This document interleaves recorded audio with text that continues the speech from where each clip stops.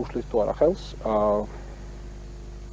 მრავალ რელიგიურობა ჩვენთან სამოქალაქო ინტეგრაციის პროცესს, ჩვენს ჩამოყალიბებას სამოქალაქო ერად, სამოქალაქო ერთობად. მე ვფიქრობ, რომ აქ სახელმწიფო სტრუქტურებიდან შეგნებულად მიდის რაღაც ორიენტაციის მიცემა ქართველი მოსახლეობისათვის და მე ვფიქრობ, რომ ეს არ არის მათი მზრუნვა არ არის, რომ მანდამაინც მართლმადიდებლობა იყოს საქართველოში და საქართველო დაიღუპება სხვანაირად. მე ვფიქრობ, მათი მიზანი არის ხალხი იყოს ერთ აზრზე, ოღონდაც არ აქვს მნიშვნელობა ეს კომუნისტური იქნება თუ მართლმადიდებლობა იქნება, იმიტომ რომ ერთაზროვნება და რაღაც ცისფერი მასა თუ რუხი მასა ძალიან ადვილად სამართავი არის.